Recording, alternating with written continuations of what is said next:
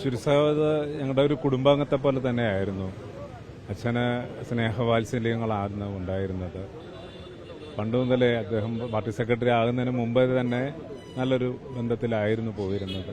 പല വിഷയങ്ങളെപ്പറ്റിയും അച്ഛനൊക്കെ അദ്ദേഹം വിളിക്കുകയും സംസാരിക്കുകയൊക്കെ ചെയ്യുമായിരുന്നു. ഇപ്പോൾ കാർഷിക മേഖലയിലെ വിഷയങ്ങളടക്കമുള്ള കാര്യങ്ങളിൽ അവർക്കൊരു കോമൺ ഇൻട്രസ്റ്റ് ആയിട്ടുള്ളൊരു വിഷയമായിട്ടാണ് തോന്നിയിരുന്നത്. അപ്പോൾ ആ ഒരു വിഷയത്തിൽ നേരത്തെ തൊട്ടുള്ള ബന്ധം അദ്ദേഹം പാർട്ടി സെക്രട്ടറി ആയ ശേഷവും വളരെ ശക്തമായി തന്നെ തുടർന്നിരുന്നു. അച്ഛനിപ്പോൾ വയ്യാതായ സമയത്ത് തന്നെ കൂടെ കൂടെ അദ്ദേഹം വിളിച്ച് അന്വേഷിക്കുമായിരുന്നു. ആ ഒരു വല്ലാത്തൊരു നഷ്ടബോധമാണ് നമുക്ക് മൊത്തത്തിലുള്ളത്.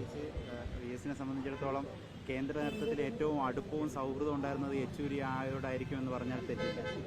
അത് ഈ സമയത്ത് അങ്ങനെയാണ്. നേരെ ഓരോ വിവിധ കാലഘട്ടങ്ങളിൽ പ്രവർത്തിച്ചു വന്ന ആളാണല്ലോ അച്ഛൻ. അപ്പോൾ ഈ കഴിഞ്ഞ ഒരു 10-15 കൊല്ലത്തിലെ കൂടുതലൊരു അടുപ്പവും സ്നേഹവും അദ്ദേഹത്തോട് ഉണ്ടായിട്ടാണ് നമുക്ക് തോന്നിയിട്ടുള്ളത്. എന്നാൽ എല്ലാ നേതാക്കന്മാരുമായിട്ടും നല്ല ബന്ധത്തിലും ഇതിലാണ് പോകുന്നത്.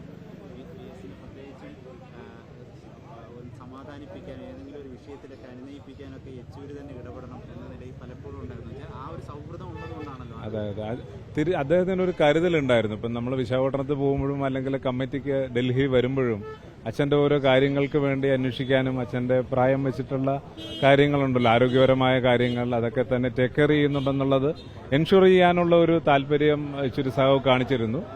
അച്ഛനും അതുപോലെ തന്നെ ഒരു സ്നേഹവാത്സല്യം അദ്ദേഹത്തോടുണ്ട്.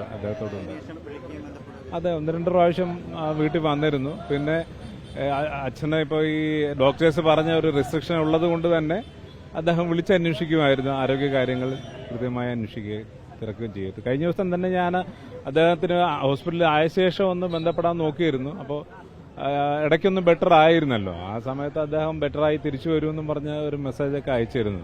അപ്പം നമ്മളെല്ലാം തന്നെ വളരെ പ്രതീക്ഷയോടെയാണ് ഇരുന്നിരുന്നത്. ഇന്നലെ വല്ലാത്തൊരു ഷോക്കിംഗ് ആണ്. നമ്മുടെ കുടുംബത്തിലെ ഒരു അംഗം നഷ്ടപ്പെട്ട ഒരു പ്രതീതിയാണ്.